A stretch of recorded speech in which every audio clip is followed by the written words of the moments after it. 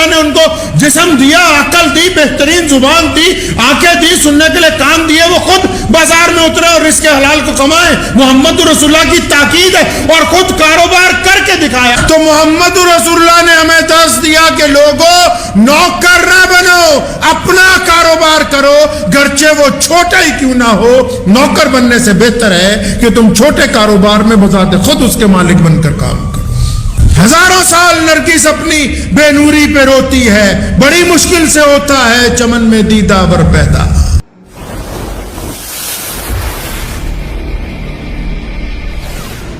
दियार इश्क में अपना मुकाम पैदा कर, नया जमाना नए सुबह व शाम पैदा कर। मेरा तरीक अमीरी नहीं फकीरी है, मेरा तरीक अमीरी नहीं फकीरी है। खुदी न बेच, खुदी न बेच, गरीबी में नाम पैदा कर। रसूलुल्लाह सल्लल्लाहु अलैहि वसल्लम इंसानों से चाहते हैं कि वो दूसरे इंसानों की मदद करने वाले बने। इतनी हजारा हदीस और आयतों के दरमियान अगर ये बात तलाशने लग पड़े कि कहीं रसूलुल्लाह ने ये कहा हो कि मेरी उम्मत के लोगों तुम आगे बढ़ के किसी के आगे हाथ फैला दो या तुम अपने हाथ में कटोरा पकड़ लो।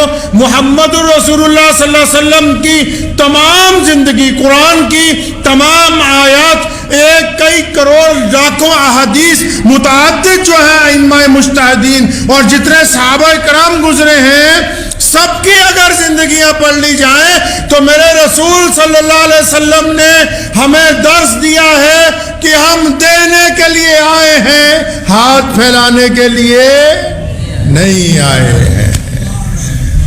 ये कमाल की बात है। बदतरीन हालात में भी ये दर्श नहीं दिया कि अब हम किसी और के आगे हाथ फैला दें। अल्लामा इकबाल रहमतुल्लाह अलैह बरतानिया में थे जब इंग्लैंड में, तो उनके बेटे जावेद इकबाल ने खत लिखा कि अब्बा जी पैसे खत्म हो गए और जब तक आपकी वापसी है बड़ी परेशानी हो जाएगी, आप अगर इजाजत दें तो आपका फला दोस्त जो सरमायादार है उससे जाके मैं उधार ले लूं। तो बेटे को खत की जवाब में ये नज़म लिख के भेजी, फरमाया खुदी ना बेच, गरीबी में नाम पैदा कर, नई सुबह शाम पैदा कर। ये हो नहीं सकता कि हम मुसलमान भी हों और फिर किसी और के आगे दस्ते सवाल कर दिया जाए आगे बढ़ा के। हमारा हाथ सिर्फ अल्लाह के आगे फैलता है। एक साहबी रसूल सल्लल्लाहु अलैहि वसल्लम, बड़ा खूबसूरत वाक़या है। आप सल्लल्लाहु अलैहि वसल्लम के पास आए और फरमाया या रसूलल्लाह मेरे घर में कुछ नहीं, बड़ी परेशानी। मंशा ये है कि हुज़ूर सल्लल्लाहु अलैहि वसल्लम मदद फरमा दें, ऐलान कर दें मस्जिद में। फरमाया कुछ नहीं घर में, बड़ी परेशानी, खाने पीने के लाले पड़ गए, घर का साजो सामान भी बिक गया सारा, कुछ नहीं हमारे पास। अब आजकल कोई हमारे पास ऐसी बात कहे, हम क्या सोच सकते हैं कि दो चार यार दोस्तों को कहेंगे कुछ पैसे इकट्ठे करो, कोई मदद करते हैं इनकी। कुर्बान जामा सोने रसूल हजरत मोहम्मद रसूलुल्लाह सल्लल्लाहु अलैहि वसल्लम, कहिए सल्लल्लाहु अलैहि वसल्लम। फरमाया क्या है, बचा क्या है? अब तुम्हारे सरमाए में तुम्हारे पास है क्या? फरमाया या रसूलल्लाह एक कंबल है, मतलब एक चादर है,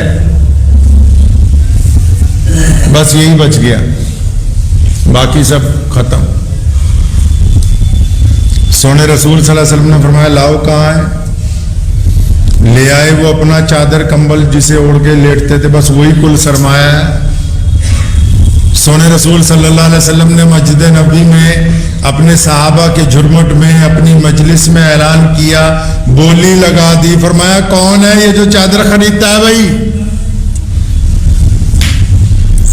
अब वो चादर कौन सा, रेशम की है, बेहतरीन कढ़ाई वाली है। गरीब आदमी की चादर कैसी होगी? एक गरीब आदमी जिसका कुल सरमाया एक कंबल है, एक चादर है, वो कैसा होगा? क्या बहुत खूबसूरत होगा, आरामदेह होगा? फटा पुराना कंबल बस। सोने रसूल सल्लल्लाहु अलैहि वसल्लम ने फरमाया, कौन है जो इसे खरीदता है? बोली लगाओ। साहबा ने कहा, या रसूलल्लाह 1 दिनार देते हैं। सोने रसूल सल्लल्लाहु अलैहि वसल्लम ने फरमाया, नहीं नहीं, ये कम है, कोई और है जो इससे ज्यादा दे दे? किसी और साहबी रसूल सल्लल्लाहु अलैहि वसल्लम ने फरमाया, या रसूलल्लाह मैं 2 दिनार देता हूं। फरमाया, ये ठीक है, ले आ भाई। कंबल उसको 2 दिनार ले लिए और अपने उस साहबी को 2 दिनार दिए। फरमाया, एक कटोरा खरीद लो जिसमें खाना पीना है, और एक कुल्हाड़ी खरीद के लाओ जाके मंडी में से, बाजार में से। वो गए, जाके कुल्हाड़ी खरीदी और एक कटोरा खरीदा। वापस मस्जिद नबी सल्लल्लाहु अलैहि वसल्लम में आए। काली कमली वाले हज़रत मोहम्मद रसूलुल्लाह सल्लल्लाहु अलैहि वसल्लम ने अपने दस्ते मुबारक से, अपने हाथ से उस कुल्हाड़ी में दस्ता लगाया। दस्ता लगता है ना हथौड़ी में, कुल्हाड़ी में, कस्सी में दस्ता लगाते हैं लकड़ी का, उसको इस्तेमाल करने के लिए। तो मोहम्मद रसूलुल्लाह सल्लल्लाहु अलैहि वसल्लम ने अपने हाथ से दस्ता लगाया उसमें, और फिर फरमाया, जाओ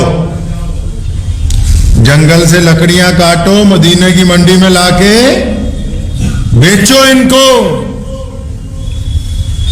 मांगने नहीं जाना है।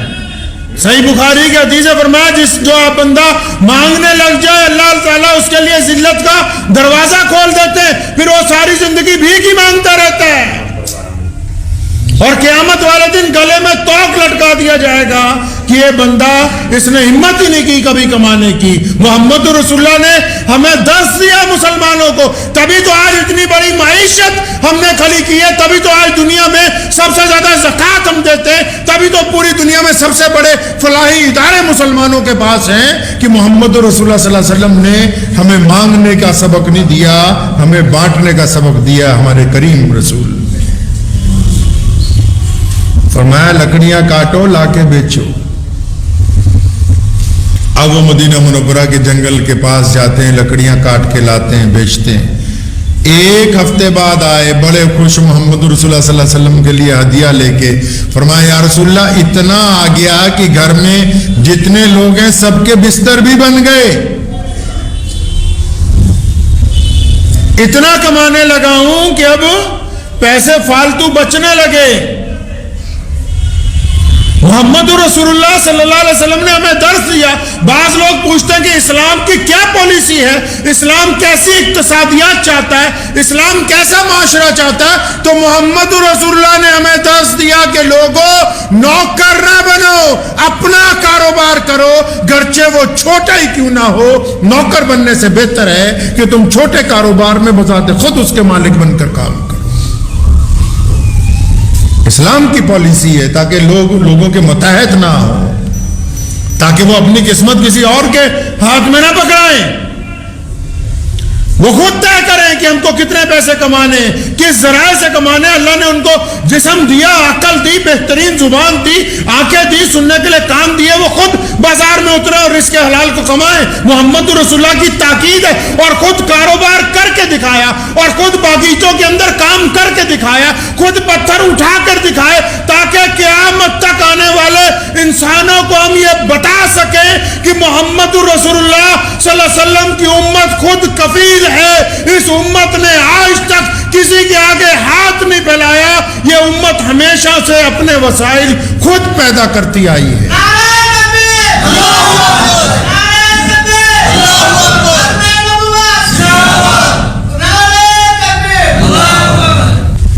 इस्लाम ने नौकर बनने की बजाय मालिक बनने की तरकीब दी है। इस्लाम ने हाथ फैलाने की बजाय हाथ बढ़ाने की तरकीब दी है। इस्लाम ने अपनी कुव्वत अमल से कारोबार करने के बाद अपने अजीजों अकारिब को ज़कात देने की तरबियत दी है। और फिर जो निठल्ले हैं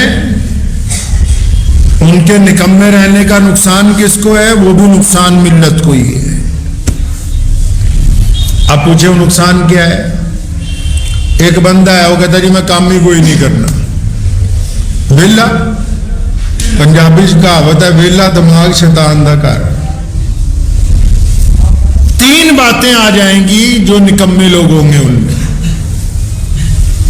जो काम नहीं करना चाहते उनके अंदर तीन बातें नुकसानदेह की आ जाएंगी। पहली बात, अगर ज्यादा दिमाग खाली रहेगा तो पूरी ताकत जो है नशे की तरफ चली जाएगी कि भाई मंशियात की तरफ चले जाएं, कोई नशा कर लें, शराब पी लें, अफीम खा लें, चरस पी लें, सारी तवज्जो जो है वो नशे की तरफ चलेगी। पहला नुकसान काम ना करने का ये कि आप नशे की तरफ चले जाएं। दूसरा, हरामखोरी की आदत पड़ जाए। वो उन जराए को तलाश करेगा जहां बिना कुछ किए कराए। मुझे अपने अब्बू जान रहमतुल्लाह अलैह की बात हमेशा याद आती है और हम अब भी उसके ऊपर अमल करते हैं। जब भी कोई लोग मांगने वाले आए, बिल्कुल उनकी मदद की, लेकिन कईयों को चुपके से पूछते थे कुछ कर सकता है? ऐसे हजारों लोगों को जानता हूं जिनको पैसे दिए कि जाओ फलां काम कर लो, फलां माल खरीदो, गांव देहात में जाके बेचो, फलां चीज की रेडी लगा लो, फलां चीज का कारोबार अपने घर के अंदर कर लो। और दोस्तों को तरकीब दिलवाया करते थे कि अगर हम इसको चंद लाख रुपए की मदद कर दें, ये कारोबार स्टैंड कर ले, ताकि ये दूसरों की मदद करने वाला बन जाए। तो पहला नुकसान निकम्मे आदमी का कि निकम्मा आदमी नशे की तरफ चला जाता है। दूसरा नुकसान निकम्मे आदमी का यह है कि दूसरा वो हरामखोरी की तरफ मुकम्मल तवज्जो लगा देता है। अब तीसरी पहचान निकम्मों की क्या है कि वो हसद करने लगता है। क्या करने लगेगा जी? उसको अपने पड़ोसी से तकलीफ हो जाएगी कि ये कामयाब कैसे हो रहा है, अपने भाई से तकलीफ हो जाएगी कि ये कामयाब कैसे हो रहा है, अपने रिश्तेदारों से तकलीफ हो जाएगी कि ये कामयाब। क्यों ये तकलीफें क्यों हो रही है? क्योंकि खुद कोई काम नहीं करना है।